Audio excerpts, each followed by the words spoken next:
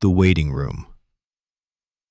The automatic doors hissed open with a breath of cold air, ushering Mr. Abernathy into the bustling cacophony of St. Jude's emergency department.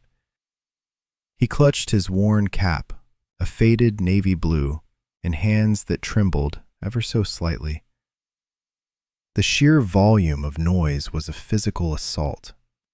The urgent blare of a paging system, the rhythmic beeps of unseen machinery, the muffled sobs of a child, and the constant murmur of worried conversations.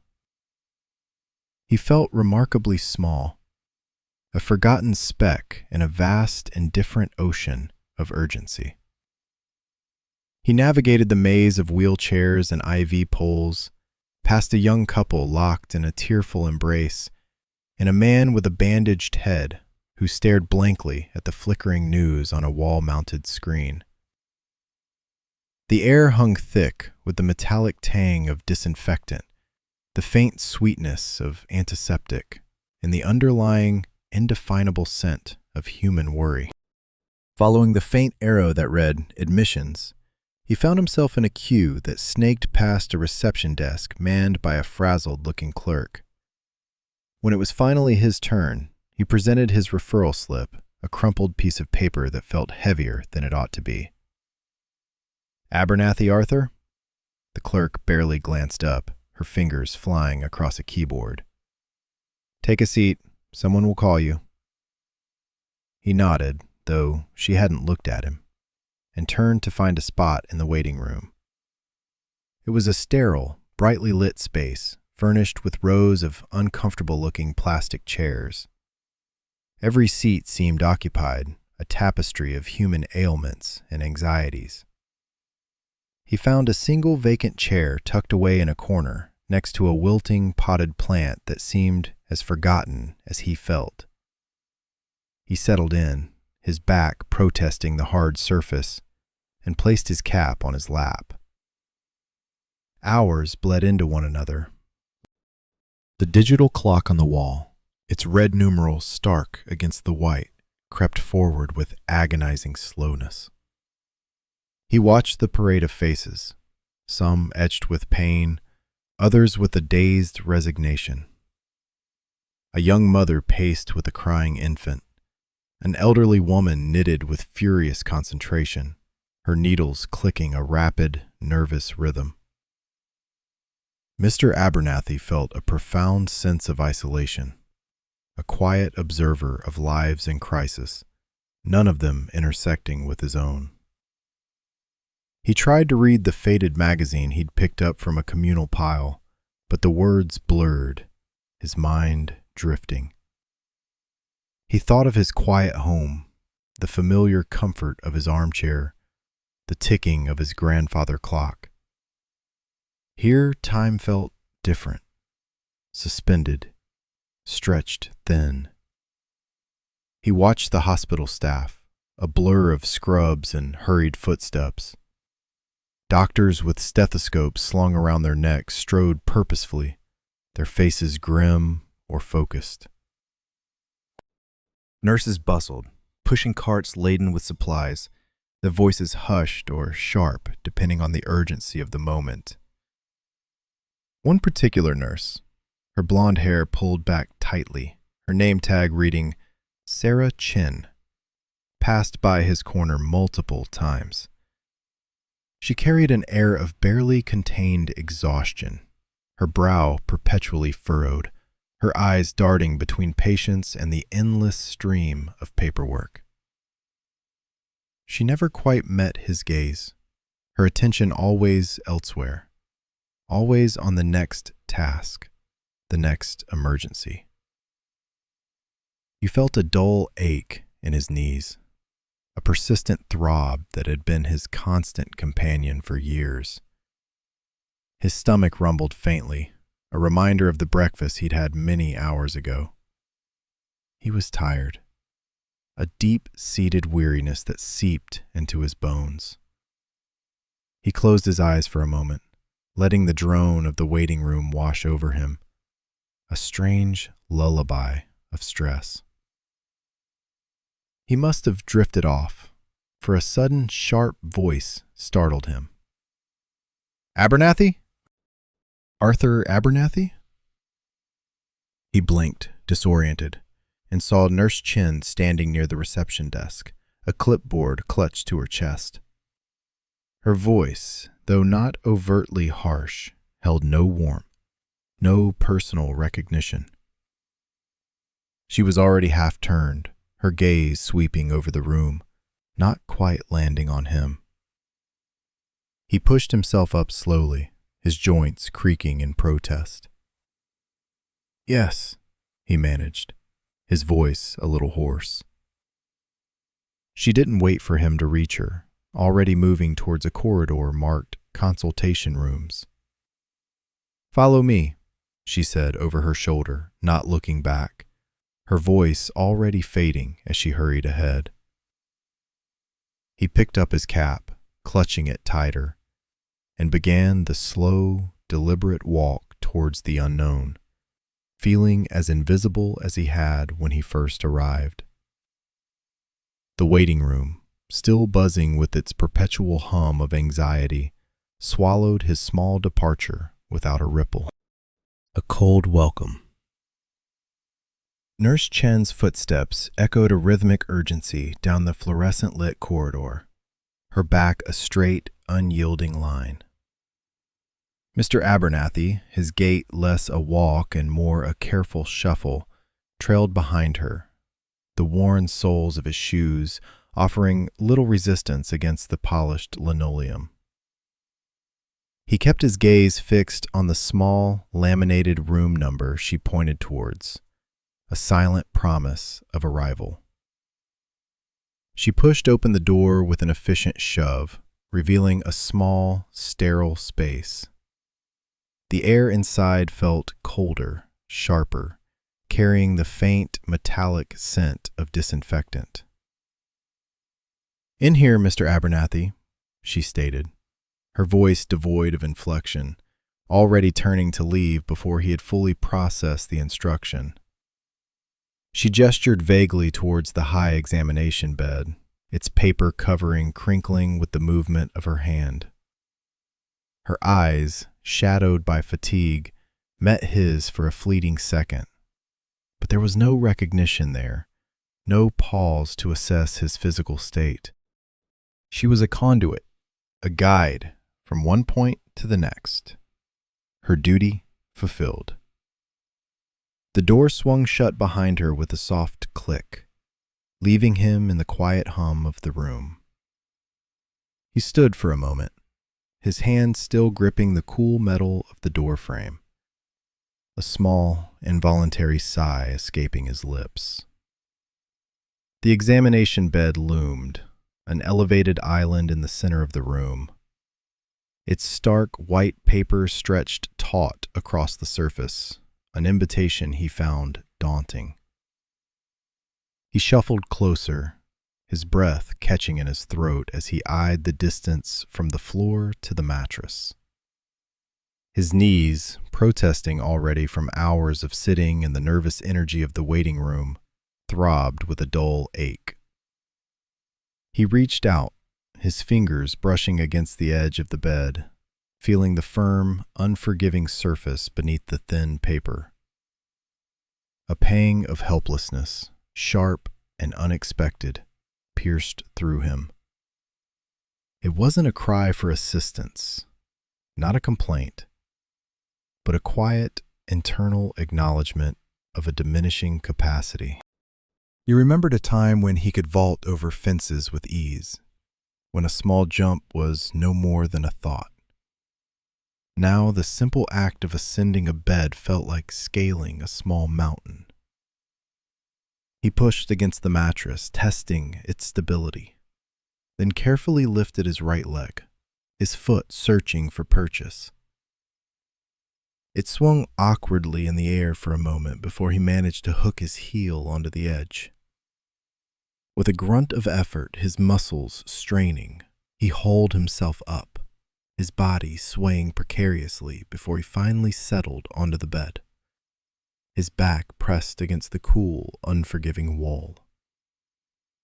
He adjusted his position, the crinkle of the paper a loud commentary on his movements, and tried to appear composed, as if this struggle had been part of a natural, graceful maneuver. The silence that followed was broken only by the rhythmic beat of his own heart, a steady drum against his ribs. He sat, hands clasped in his lap, a small, forgotten figure in a sterile landscape. Just as the quiet began to deepen into loneliness, the door swung open again, this time with a more forceful push. Dr. Mark Evans entered, a man in his late 30s with sharp, intelligent eyes that scanned the room before settling on Mr. Abernathy.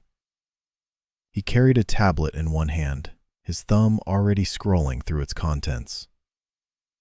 "Mr. Abernathy, Arthur Abernathy?" he confirmed, his voice brisk, professional, but carrying an underlying current of haste. He didn't wait for a verbal answer, merely nodded when Mr. Abernathy offered a small, affirmative gesture. "I'm Dr. Evans. Nurse Chen tells me you've been experiencing chest discomfort?" The question was rapid fire, almost rhetorical, as if the answer was already logged in his digital records. He didn't make eye contact, his gaze flitting from the tablet to a point just above Mr. Abernathy's head. "Any radiating pain? Shortness of breath? Dizziness?" Mr. Abernathy opened his mouth to speak, to explain the dull, persistent ache that had begun weeks ago, the way it sometimes tightened when he climbed the stairs to his apartment. But Dr. Evans was already moving, his stethoscope appearing from his pocket with practiced ease. He pressed the cold metal to Mr. Abernathy's chest, the brief contact impersonal, clinical. "Breathe deep. Again. Good." The examination was over almost before it began. Dr. Evans pulled back, his fingers already tapping on the tablet. "Heart sounds are clear, lungs clear, no obvious signs of acute cardiac distress." He spoke more to the tablet than to Mr. Abernathy, his words a summary of data points. "We'll run some blood work, get an ECG, just to be thorough. Nurse Chen will be back in a moment to take you for those. She'll have the results sent to my office and we'll follow up if anything comes back concerning." He glanced up, finally making eye contact, but it was a fleeting, professional look, devoid of warmth. "Any other concerns today, Mr. Abernathy?"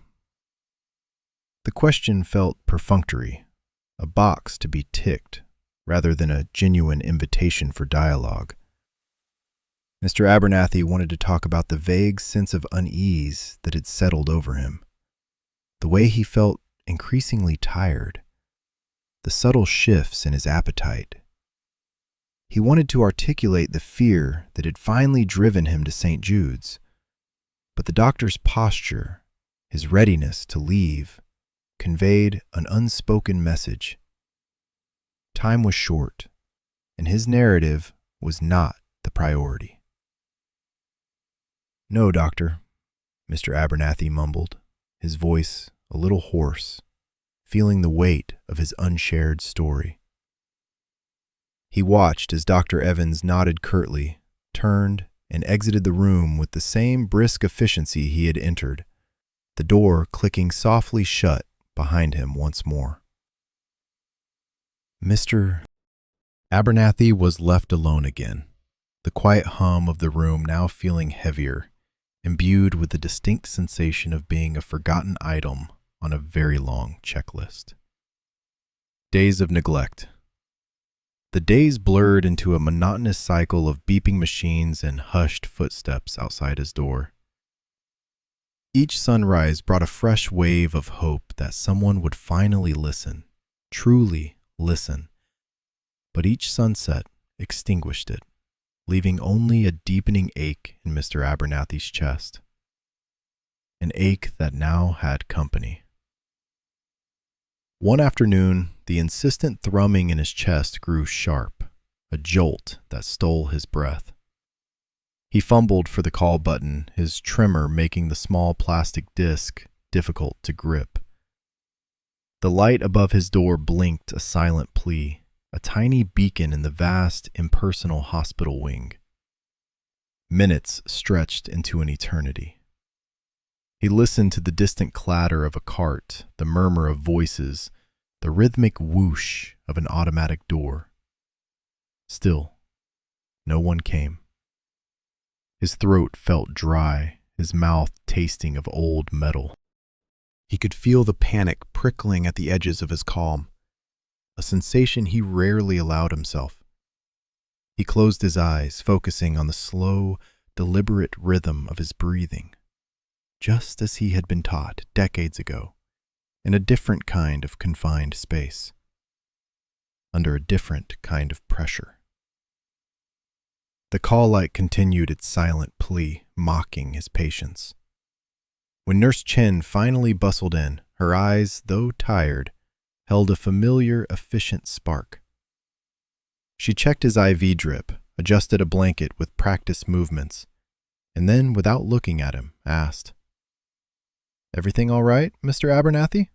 Your light was on."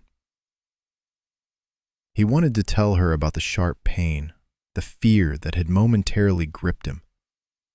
But the words felt too heavy, too demanding. He merely nodded, a small, almost imperceptible movement. "Just needed to adjust my pillow," he rasped, the lie feeling hollow even to his own ears. Nurse Chen gave a curt nod, her attention already on the next task, and was gone. The light above his door went dark, extinguished, along with his fleeting hope of being heard. Mealtimes became another test of his quiet resilience. The first time, the cart rolled past his room without stopping. He watched through the open door as an orderly, a young man with earbuds jammed into his ears, pushed the cart laden with trays down the hall. Mr. Abernathy waited, thinking perhaps they were coming back, that his room was simply last on the route. He waited until the clatter faded entirely.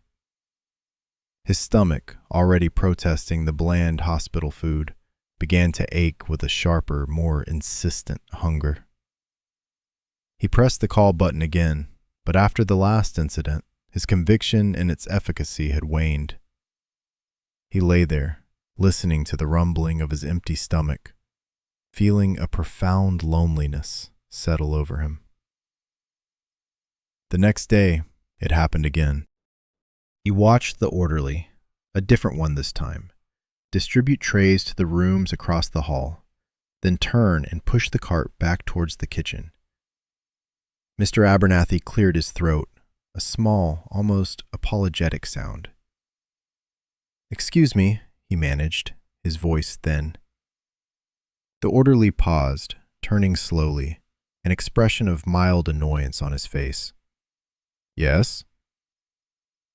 "My meal," Mr. Abernathy began, gesturing vaguely towards his empty bedside table. "I believe it was overlooked." The orderly sighed, pulling an earbud out. "Look, I just deliver what's on my list. If it ain't on the list, you gotta talk to the nurses. They handle that." He gestured vaguely down the hall. "I got other rooms to get to."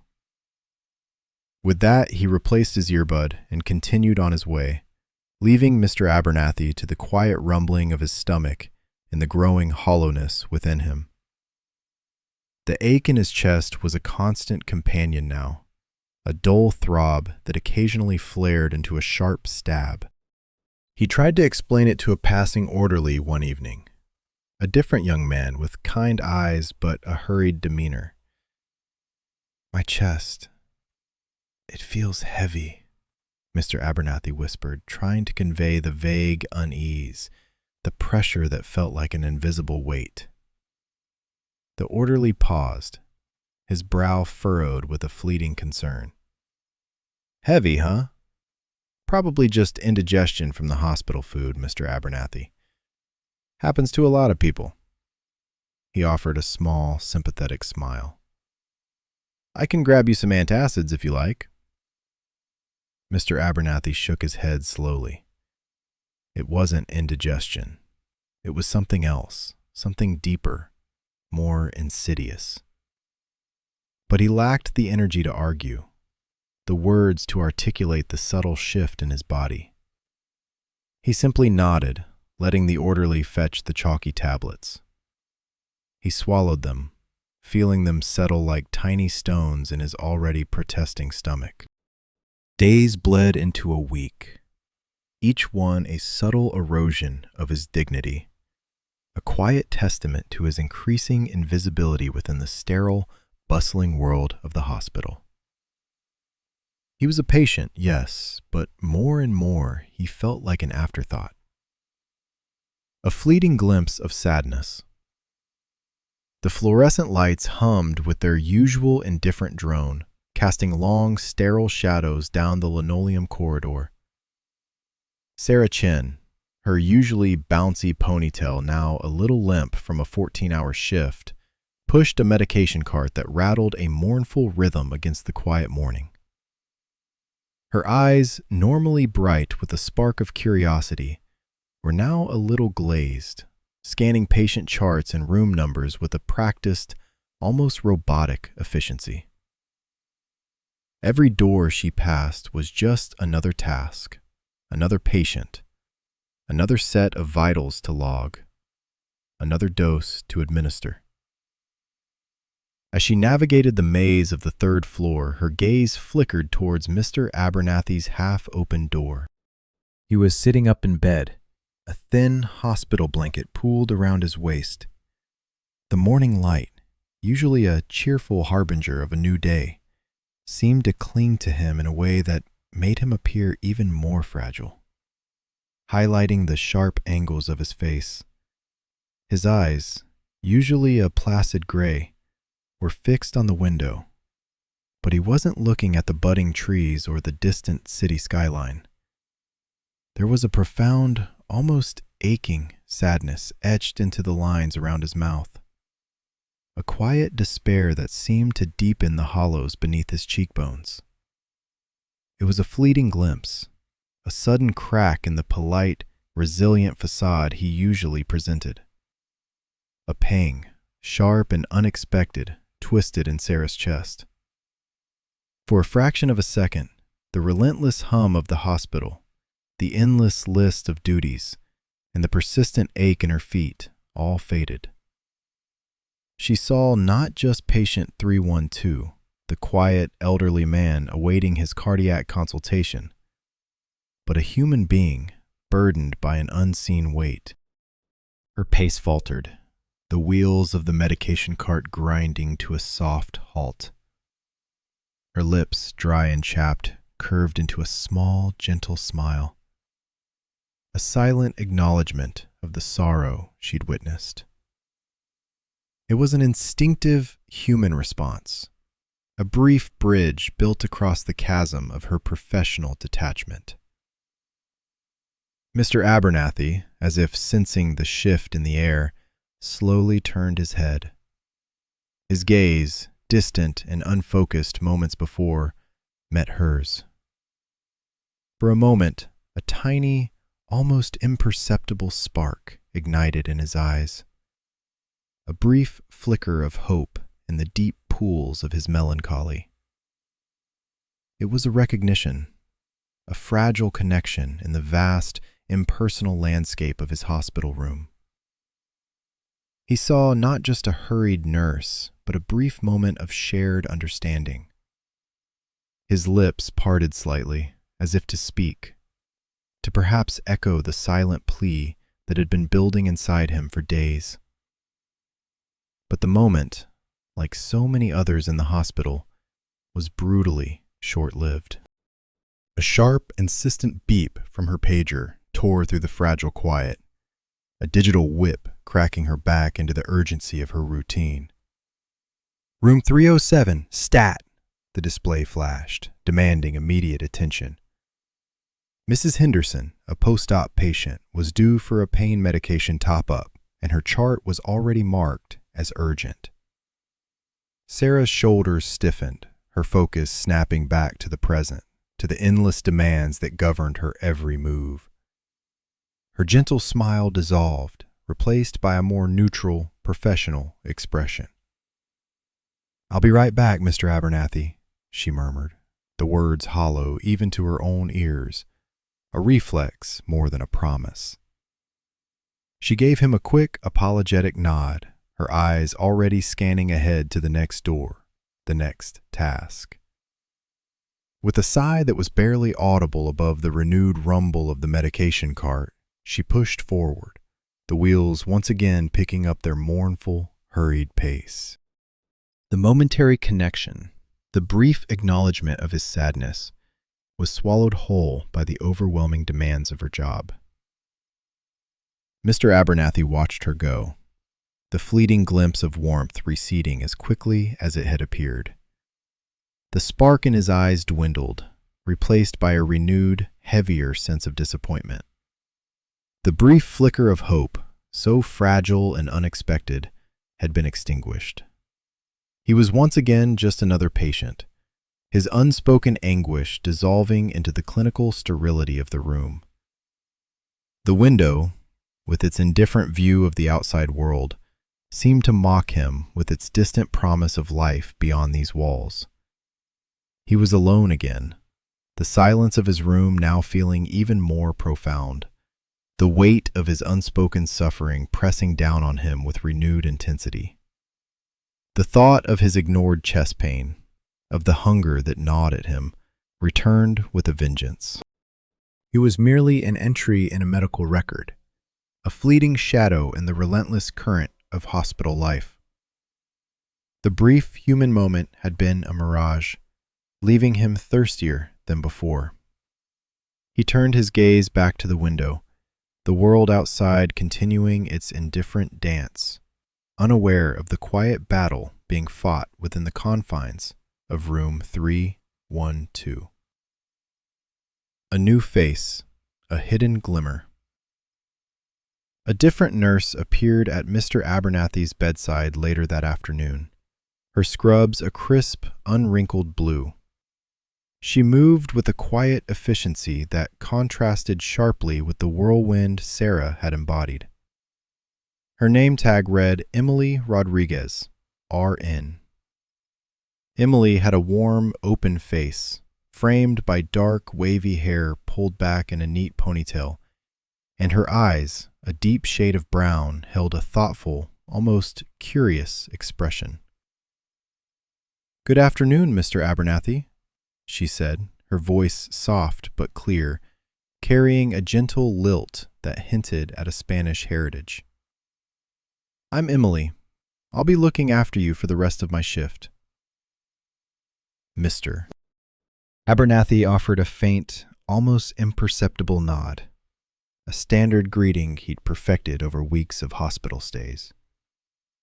He found himself studying her, a habit born of an involuntary effort to categorize each new face, to predict their approach, their level of hurriedness. Emily, he noted, didn't immediately reach for his chart or a computer. She simply stood by his bed, her gaze calm and unhurried. "How are you feeling this afternoon?" she asked, her tone genuinely inquiring, not just a rote question. He considered his answer. Lonely? Invisible? Instead, he settled on the practiced, non-committal response. "As well as can be expected, I suppose." His voice, always a little reedy, seemed to thin further, barely audible above the distant murmur of the ward. Emily offered a small, sympathetic smile. "I understand. It can be a bit monotonous, I imagine." She paused, then continued. "I wanted to help you change into a fresh gown. Sometimes a clean shirt can make a world of difference, don't you think?" Mr. Abernathy blinked. He hadn't realized how long he'd been in the same hospital issue, a thin, threadbare fabric that offered little comfort or dignity. It was a detail easily overlooked, one he wouldn't have dared to mention. "That would be kind," he managed, a flicker of surprise in his eyes. Emily's movements were gentle, methodical. She spoke softly as she worked, explaining each step, not to him but almost to herself, as if narrating a quiet ritual. "All right, let's get this IV line untangled first. There we go. Just a little lift here, Mr. Abernathy. You're doing wonderfully." Her hands were warm and surprisingly strong as she helped him shift, the brief touch a rare moment of physical connection that wasn't solely medical. As she carefully unbuttoned his worn hospital gown, easing it over his head, Mr. Abernathy felt a familiar, subtle tug against his chest. He'd learned to ignore it, to keep it hidden, a secret weight against his skin. But this time, as the old gown slid away, a small, dull metal object caught the fluorescent light, glinting briefly before disappearing again beneath the hem of his undershirt. Emily, her focus usually entirely on the task at hand, paused. Her observant eyes, missing little, had registered the brief flash of something metallic. It wasn't jewelry, not a watch. It was too flat, too worn. She saw a corner of something, an indistinct shape, peeking from the stretched fabric of his plain white undershirt, suspended by what looked like a thin, dark cord. It had a rough, almost pitted surface, suggesting age and hard use. A flicker of curiosity sparked within her. Most patients wore nothing underneath, or perhaps a simple undershirt without adornment. This object, whatever it was clearly significant enough to be kept close, hidden from casual view. She didn't comment, didn't reach out. Instead, she continued with the change, her movements just as gentle, but now with an added layer of careful attention.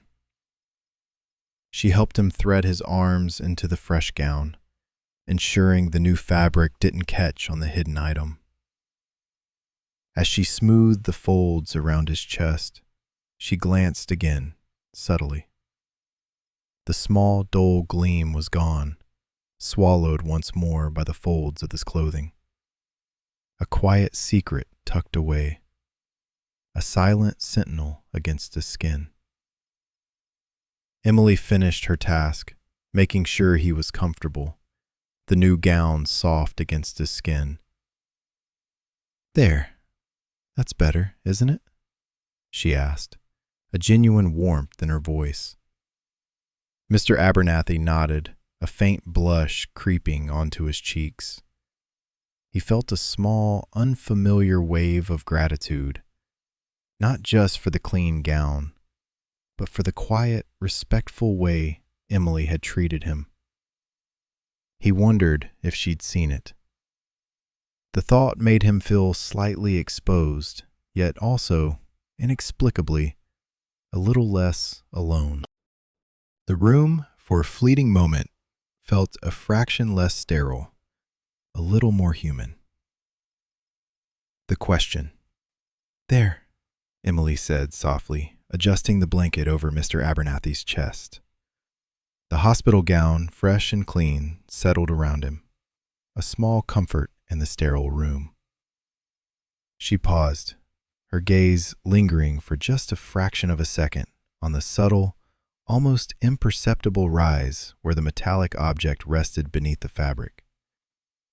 It was a faint outline, yet distinctly there, like a secret held close. "Mr. Abernathy," she began, her voice a gentle murmur, not wanting to startle him. He had been quiet, observing her with an unblinking patience that spoke of long hours spent in silence. "If you don't mind me asking," she hesitated, a blush creeping up her neck. This wasn't typical nursing protocol, but something about the small, heavy form against his skin compelled her. "I noticed You wear something around your neck." Mr. Abernathy's eyes, usually a pale, almost washed-out blue, shifted. For a moment, they seemed to deepen, like a still pond suddenly reflecting an overcast sky. He didn't speak, didn't move, but the subtle tension in his jaw, the slight furrow between his brows, betrayed a sudden internal shift. It was as if her quiet words had unlocked a door he hadn't realized was there, a door he hadn't opened in a very long time. The rhythm of the IV drip seemed to echo the beat of his heart in the sudden quiet of the room. Emily felt a prickle of unease. Had she overstepped? She was usually so careful, so by the book. Yet there was an undeniable pull, a sense that this small metal object was more than just a trinket. It felt weighted with meaning, a silent testament to a life lived beyond these white walls and antiseptic smells. Finally, with a slow, deliberate movement, Mr. Abernathy's hand, gnarled with age and faintly mottled with dark spots, rose to his chest. His fingers, thin and fragile, brushed the fabric of his gown, tracing the outline of the metal beneath. His gaze was no longer on Emily, but distant, fixed on a point far beyond the hospital room's confines. It was a look she'd seen before in older patients, a window into a past that was simultaneously vivid and impossibly far away. A profound sadness, soft as dust motes dancing in sunlight, settled over his features. It wasn't a sharp grief, but a deep, abiding melancholy, like the residue of a long-forgotten rain. The air in the room seemed to thicken, charged with unspoken history. Emily remained silent, her presence a quiet anchor in his drifting thoughts. She watched his chest rise and fall with each slow breath, the faint movement of his hand a rhythmic counterpoint. After what felt like a long stretch of time, a time punctuated only by the soft hum of the medical equipment, Mr. Abernathy cleared his throat. The sound was raspy, unused, as if his vocal cords had been dormant for years. "It's a long story, nurse," he whispered, his voice thin but steady. The words were a fragile bridge, stretching from his isolated present back to a time of profound significance. He didn't elaborate, didn't offer details, but the simple admission was enough. It was a beginning, a crack in the wall of his silence. The small hidden object now felt even more potent, a beacon drawing Emily into a narrative she knew instinctively would be far more compelling than any medical chart could ever convey. He took another breath, a deeper one this time, as if preparing to embark on a journey. His eyes, though still distant, held a flicker of something new. Not quite resolve, but a quiet acceptance. He was ready to speak. He was ready to share. And Emily, with her gentle question and patient silence, was ready to listen. "It was a different world then," he murmured, his gaze still fixed on some unseen horizon, a world only he could recall. Flashback. The muddy battlefield.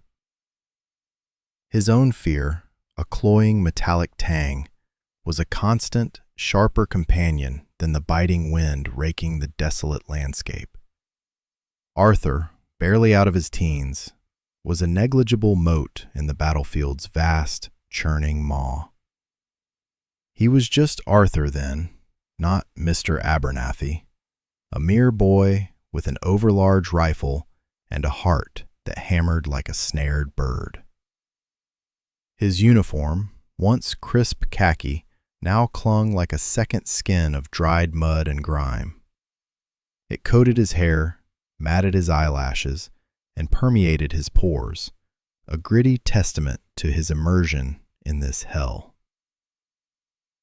The trench, a muddy gash in the earth, offered scant solace, little protection from the incessant artillery barrage.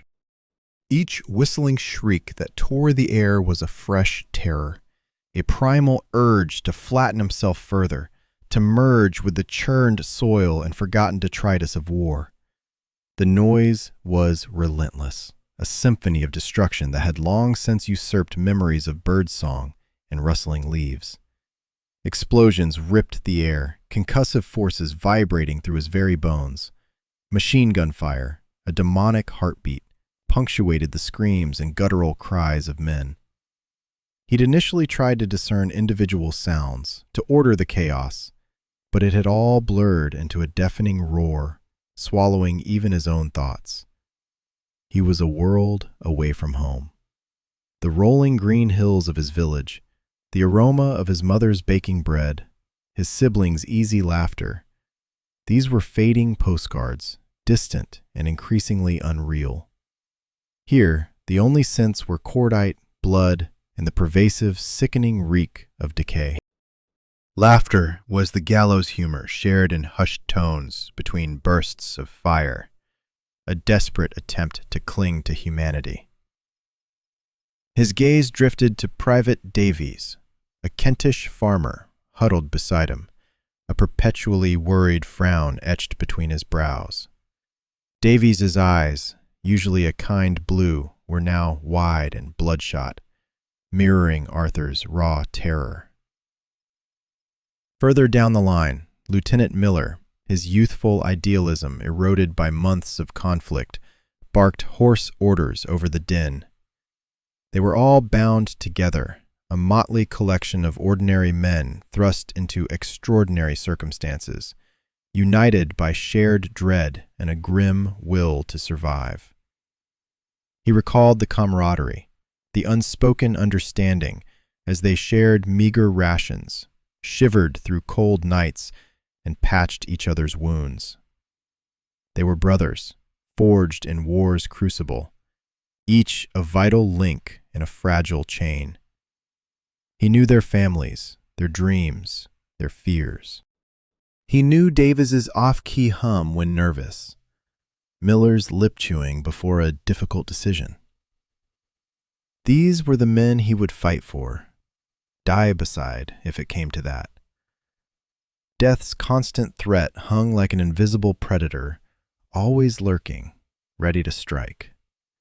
Each sunrise was a small victory, each sunset a reprieve. They lived hour to hour, breath to breath, never knowing if the next moment held a bullet, a shell, or the chilling command to go over the top. Its sheer randomness was terrifying. One moment a man might be laughing, sharing a joke, the next a silent, broken heap in the mud, his life extinguished. Arthur closed his eyes for a fleeting second, his mother's worried face flashing behind his eyelids. He tried to summon the quiet strength he knew she'd expect, the resilience running through their family. He had to be brave, not just for himself, but for them, for the memory of home, for the hope of returning. A fresh explosion rocked the trench, showering them with more mud and debris, jolting him back to the horrifying present. The world screamed, and Arthur, a young soldier in a muddy uniform, had to scream back. He tightened his grip on his rifle, knuckles white, and peered into the swirling fog of war, ready for whatever fresh horror the battlefield would unleash. His friends, his brothers, depended on him.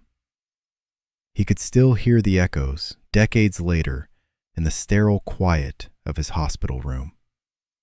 The mud, the noise, the fear, the faces of his friends, all as vivid as if they'd happened yesterday.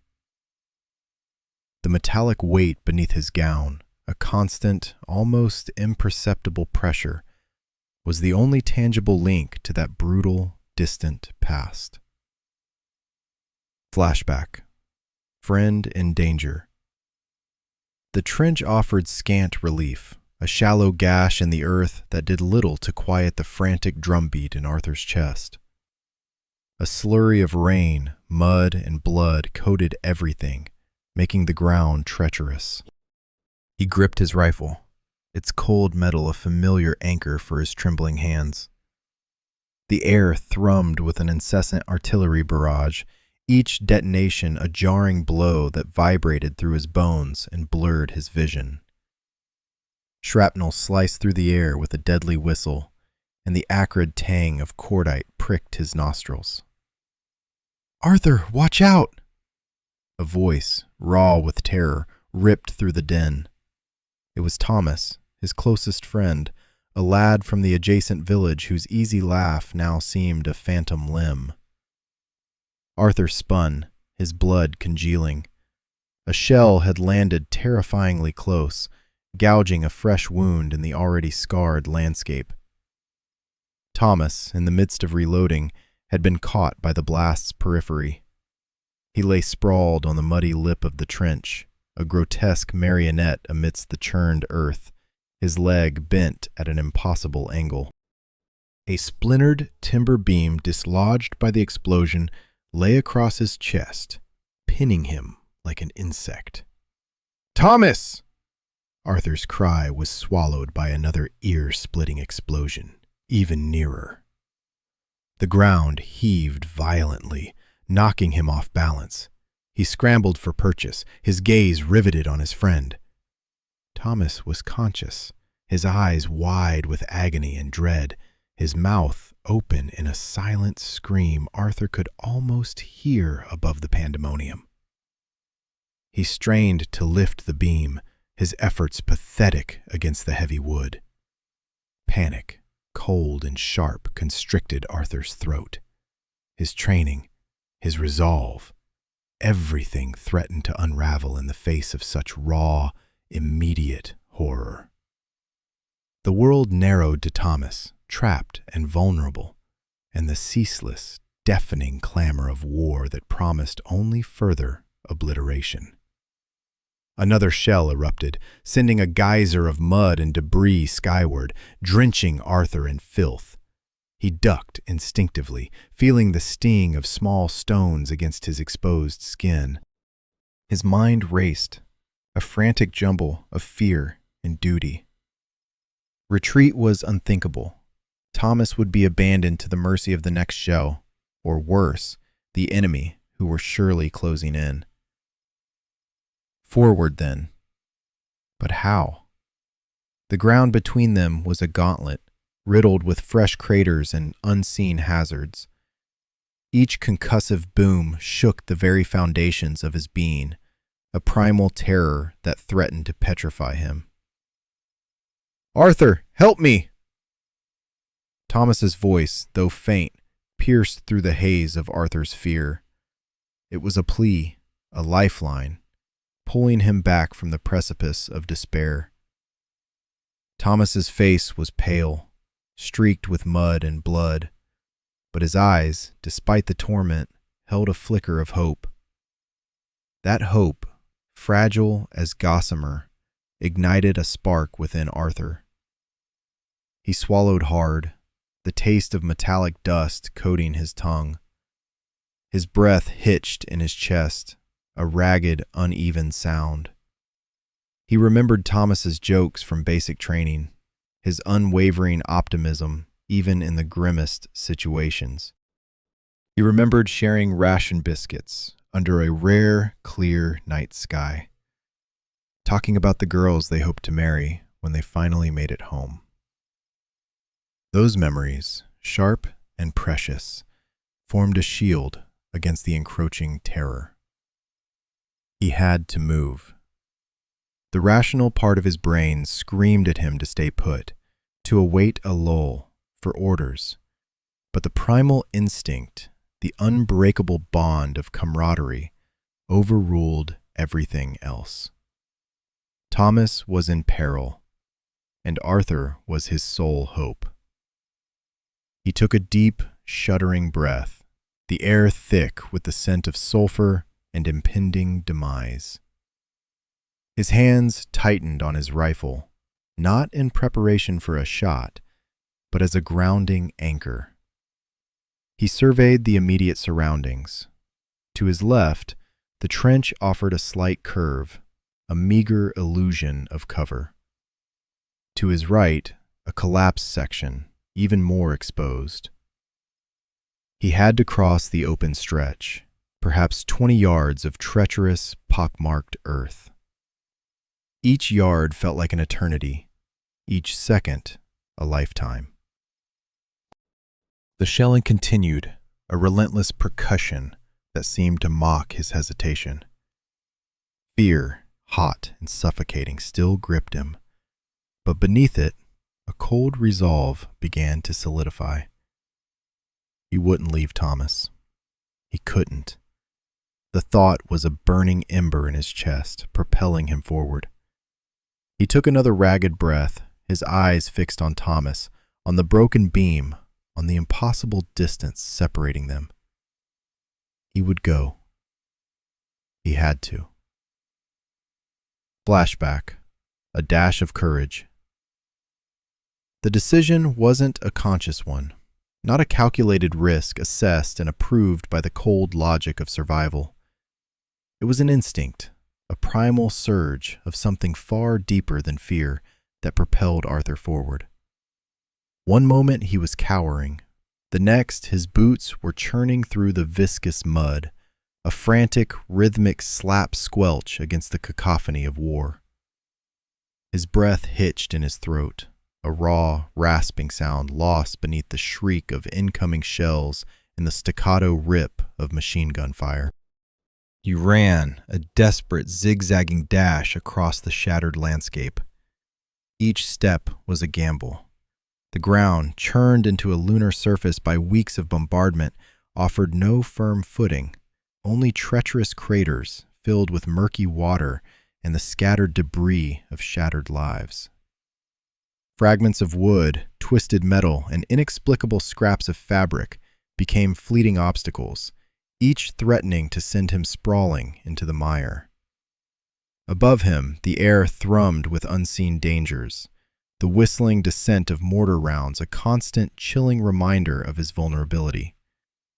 He kept his gaze fixed on Thomas, a still, pale figure against the churning earth, the timber beam a grotesque maw clamped over his leg. His heart hammered against his ribs, a frantic drumbeat demanding he turn back, that he seek cover, that he save himself.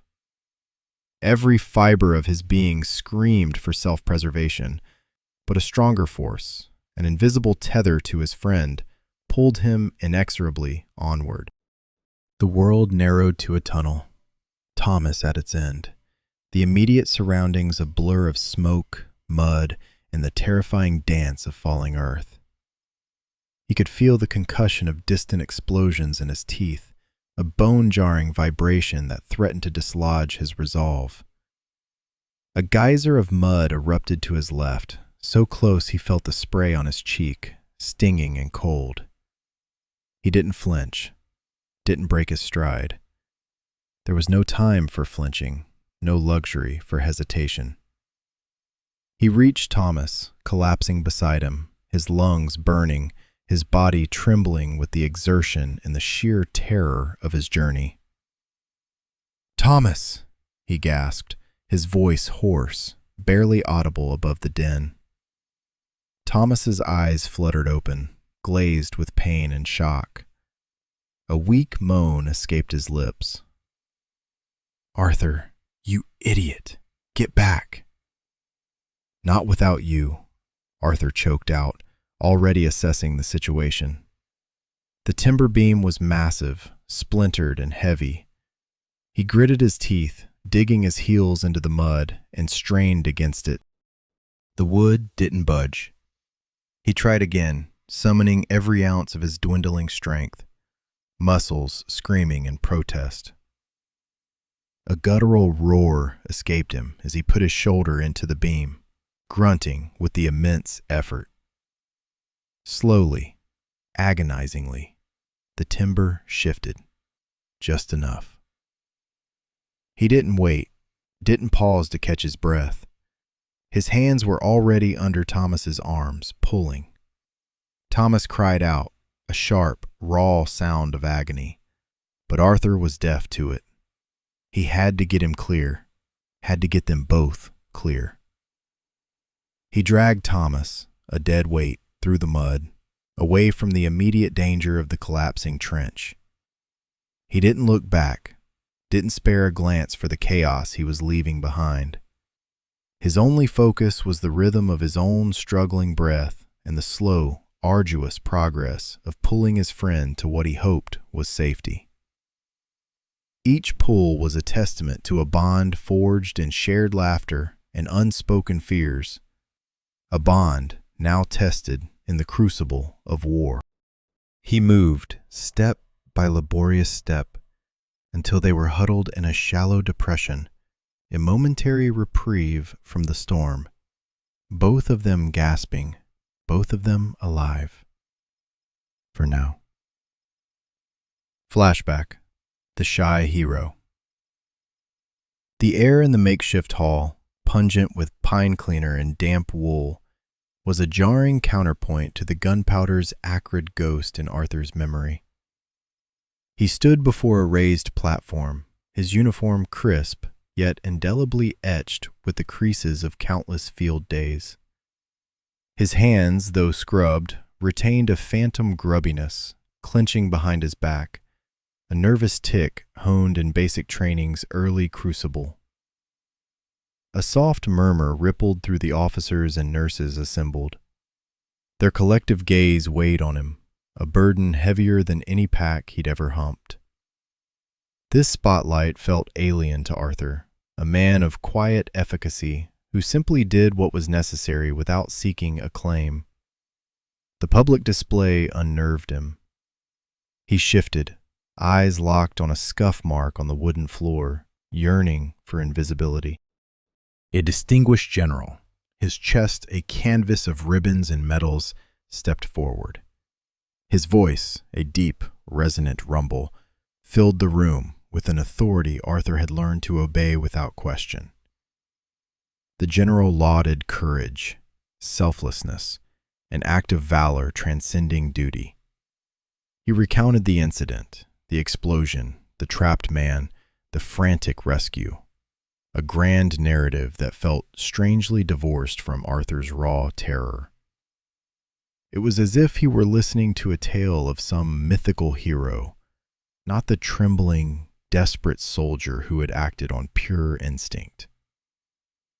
When the general paused, a fresh tension descended. Arthur was motioned forward, his limbs stiff, disembodied. The general retrieved something small and glittering from a velvet-lined box held by a junior officer.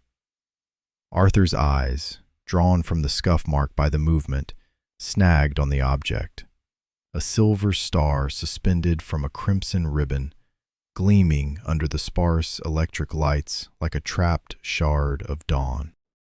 The general approached, his stern features softening subtly. He pinned the metal just above Arthur's left breast pocket. The cool metal pressed through the fabric, a sudden, tangible weight both heavy and ethereal, mirroring the paradox of emotions swirling within him. A faint, polite applause rippled, but to Arthur it was the distant thrum of artillery. He kept his gaze down, unwilling to meet anyone's eyes. A blush crept up his neck, betraying his discomfort. He was a soldier, not an exhibit. All he craved was the quiet anonymity of his bunk, the familiar canvas scent, and the rough comfort of a wool blanket. When the ceremony concluded and the officers began to disperse, offering congratulations with varying sincerity, Arthur remained rooted. His fingers tentatively brushed the metal's cool, smooth surface. It was real. No dream, no hallucination born of sleep deprivation. Despite the formal setting, his mind replayed that day. The dust-choked air, splintered timber, Thomas's desperate plea. He felt the jarring impact of the beam against his shoulder, the strain in his muscles, the panicked cries, the guttural roar of explosions, the whistle of shrapnel. He tasted fear, metallic and cloying, his heart a trapped bird against his ribs. They called the metal a symbol of bravery. To Arthur, it was a tangible tether to raw terror, a desperate scramble for survival, and the profound, unbreakable bond he shared with Thomas. It wasn't about heroism. It was about not leaving a friend behind. It was the unspoken promise forged in war's crucible, a vow transcending rank, fear, even the deafening roar of battle. He clutched the metal, a private solace, a silent testament to a truth only he truly understood. As he finally turned to leave the hall, the metal swayed gently, a small, shining beacon in the vast, echoing chambers of his memory. It was a burden, yes, but also a quiet comfort, a secret held close to his heart. Emily's revelation. Back in the fluorescent-lit sterility of the hospital room, a profound transformation was underway. Emily sat by Mr. Abernathy's bedside, her earlier professional detachment replaced by an almost reverent stillness. His voice, once a quiet murmur, now carried the weight of distant explosions, the camaraderie of shared fear, and the chilling silence of loss. She hadn't merely heard words. She had walked beside him through the suffocating dust, felt the tremor of the earth, and witnessed the unwavering resolve etched into a young soldier's face. The story of the Silver Star, a gleaming shard of metal now resting on his bedside table, was no longer an abstract concept, but a vibrant, harrowing reality. Her gaze, previously polite and efficient, now held a deep, unfeigned admiration. She saw not just a patient, an elderly man with a list of ailments, but Arthur. The quiet efficacy he'd described, the instinctive refusal to abandon a friend, resonated with a deep chord within her. This wasn't a man who sought glory. This was a man who embodied a quiet, profound heroism that transcended the battlefield. The thought of how easily his story could have remained buried, how close she had come to missing the true essence of the man beneath the thin hospital gown, sent a shiver through her. She felt an almost palpable regret for the countless other patients whose hidden narratives she might have overlooked. Abernathy finished, his voice trailing off, leaving a silence that hummed with unspoken emotions. He looked at her, a faint, almost imperceptible shift in his weary eyes, as if testing the waters, wondering if she truly understood. Emily met his gaze, a soft, understanding smile blooming on her face.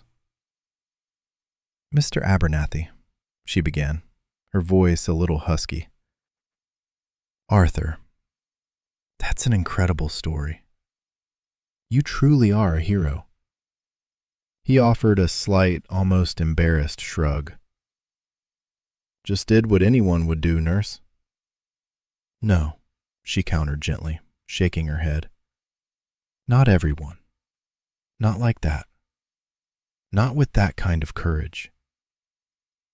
She reached out, her fingers hovering briefly over the polished surface of the Silver Star. "This isn't just a medal, Arthur. It's a testament to who you are." A comfortable quiet settled between them then, a new understanding that had been forged in the crucible of shared vulnerability. Emily knew, with a certainty that hummed in her veins, that she couldn't keep this story to herself. It wasn't just about the medal. It was about honoring Arthur, about ensuring he was seen, truly seen, by the very system that had, for so long, rendered him invisible. Later that afternoon, during shift change, Emily found herself gravitating towards the nurse's station, the Silver Star feeling almost like a physical weight in her pocket. Dr. Jenkins was reviewing charts, his brow furrowed in concentration, while Nurse Miller was meticulously restocking supplies. Emily took a deep breath, her heart thrumming with a mix of trepidation and resolve. She wasn't usually one to command attention, but for Arthur, she would. "Excuse me," she began, her voice a little louder than she'd intended, drawing both their gazes. I just wanted to share something about Mr. Abernathy in room 302. Doctor. Jenkins looked up, a hint of impatience in his eyes. Yes, Nurse Rodriguez? Any changes in his vitals? No, Dr. Jenkins, nothing clinical. It's personal. I found this, she said, pulling the Silver Star from her pocket and laying it on the counter, its polished surface catching the harsh overhead light. It belongs to Mr. Abernathy. Nurse Miller's eyes widened slightly, a flicker of curiosity replacing her usual efficient focus. Dr. Jenkins, however, merely raised an eyebrow. A medal, nurse? What's the significance? Emily's voice gained strength, fueled by the conviction of Arthur's story. It's a Silver Star, Dr. Jenkins, awarded for gallantry in action. Mr. Abernathy, he saved his friend's life during the war. Under heavy fire in a collapsed bunker, he went back for him, even when everyone else thought it was too dangerous. A beat of silence hung in the air, punctuated only by the distant hum of hospital machinery. Nurse Miller leaned closer, her expression shifting from curiosity to genuine interest. Dr. Jenkins, initially dismissive, slowly pushed his glasses up his nose, his gaze fixed on the gleaming metal.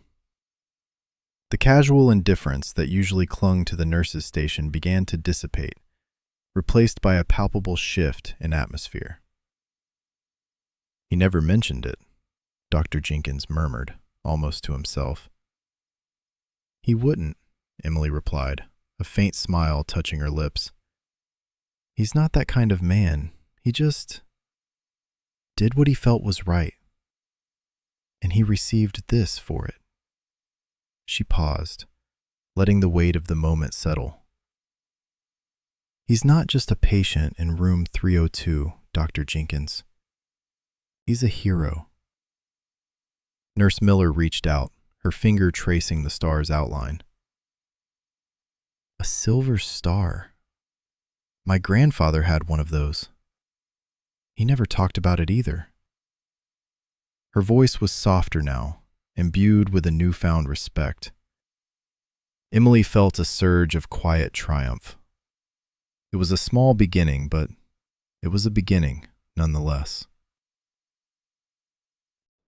Arthur Abernathy, the quiet man in room 302, was finally starting to be seen.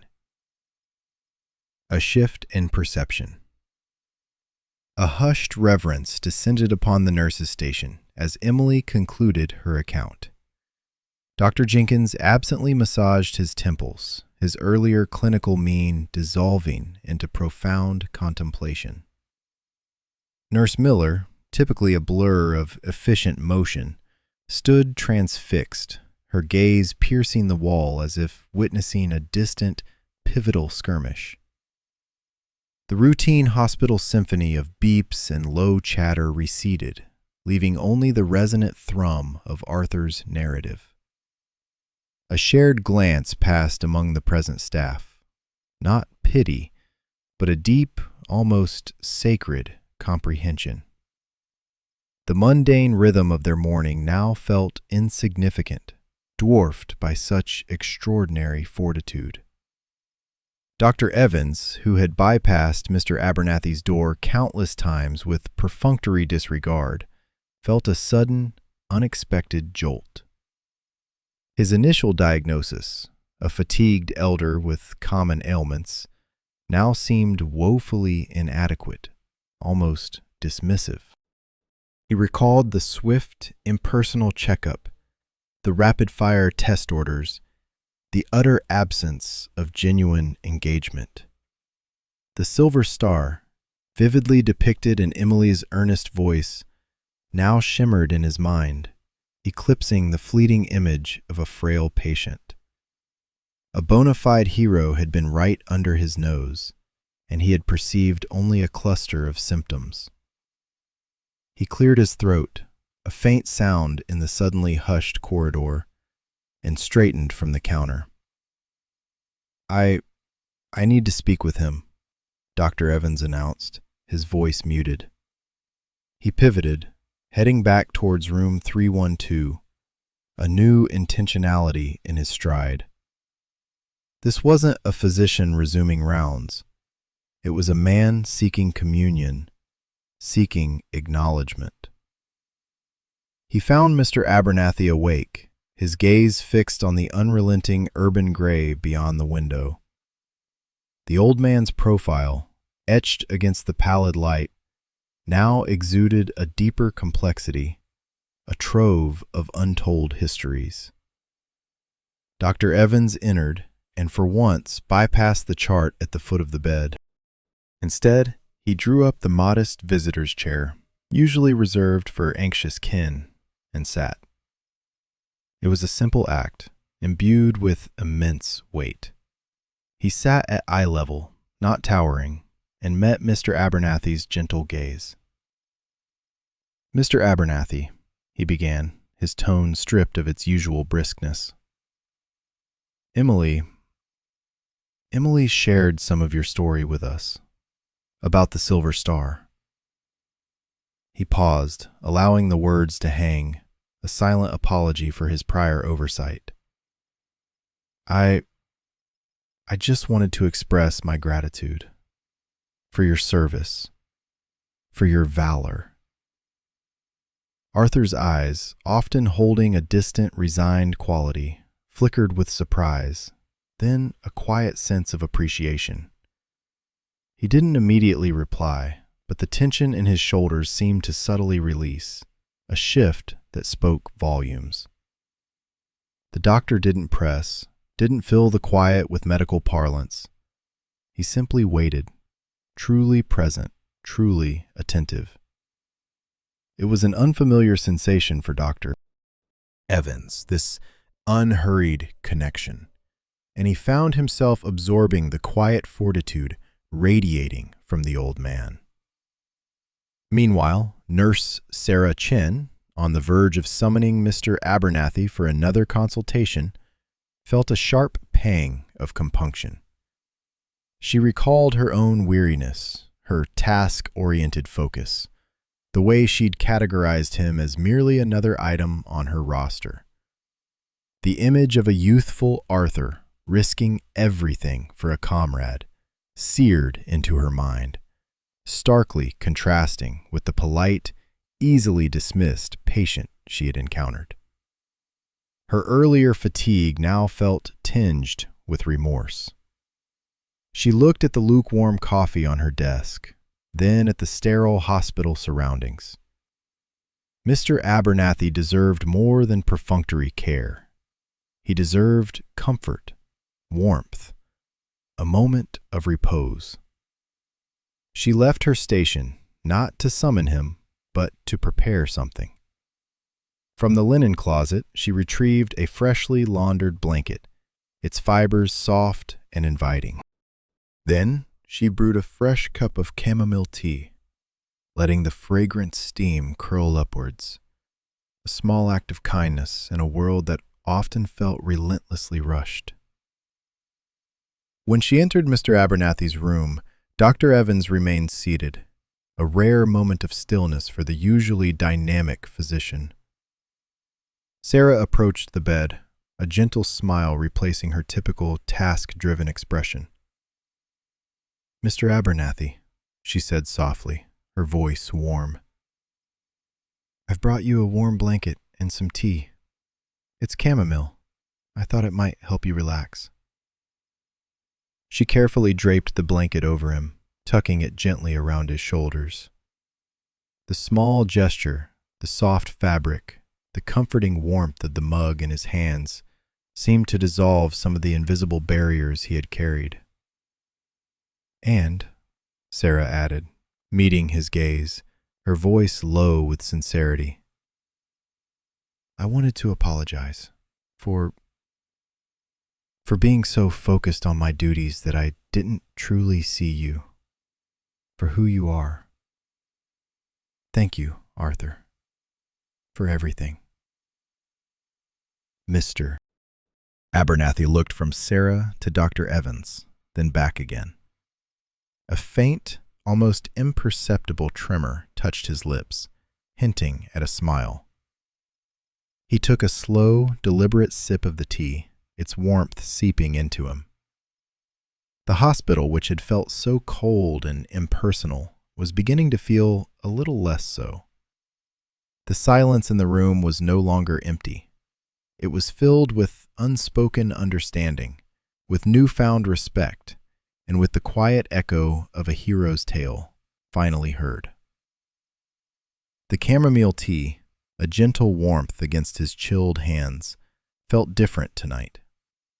It wasn't just the steam rising to fog his glasses, or the subtle sweetness on his tongue.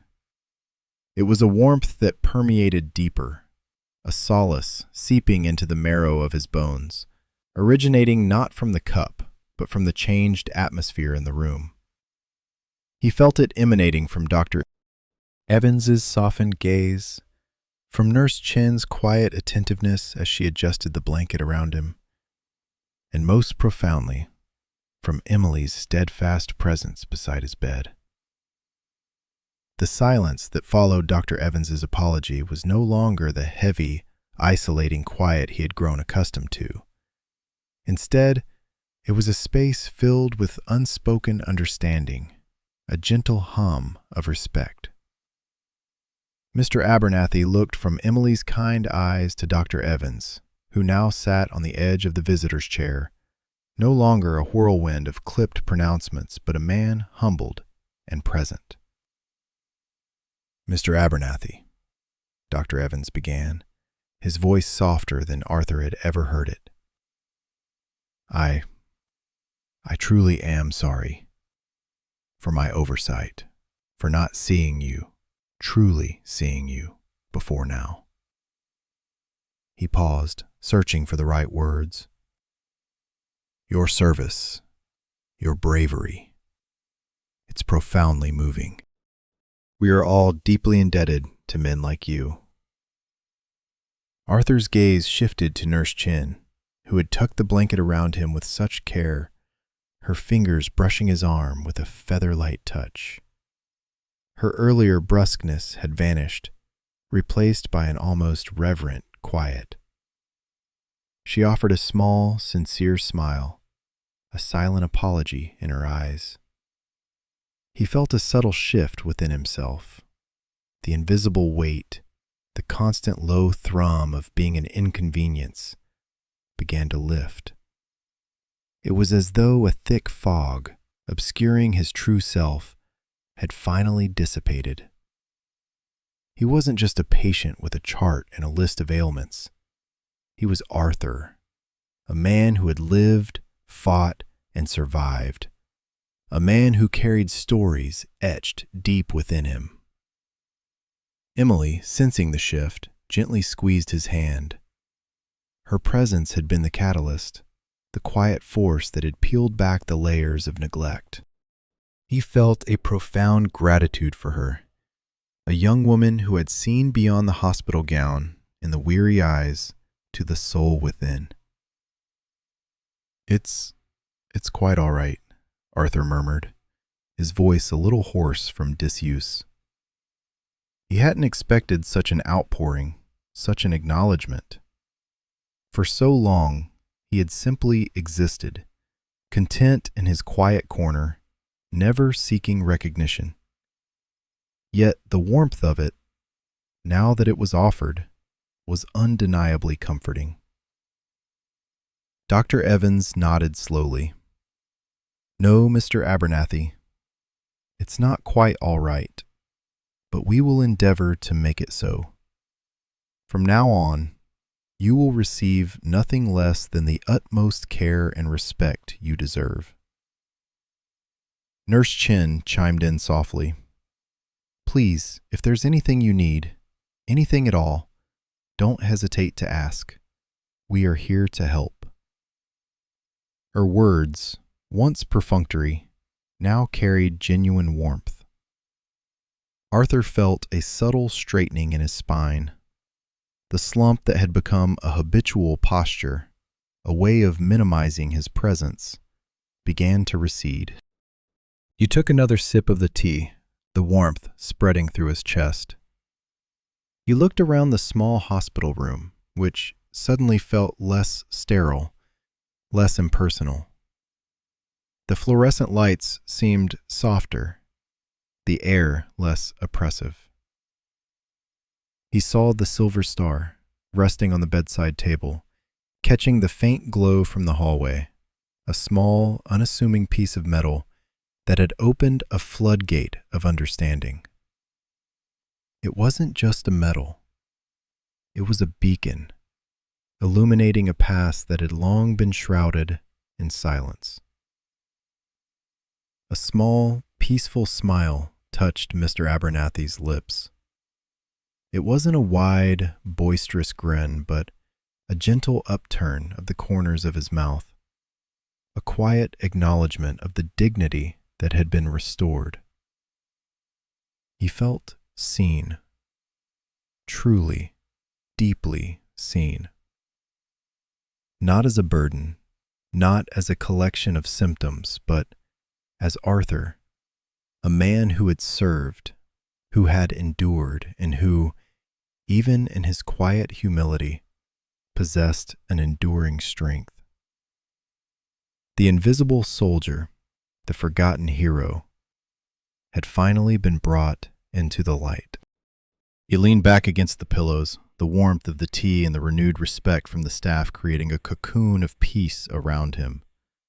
Tonight, Arthur Abernathy would sleep, not just as a patient, but as a man finally recognized, finally honored.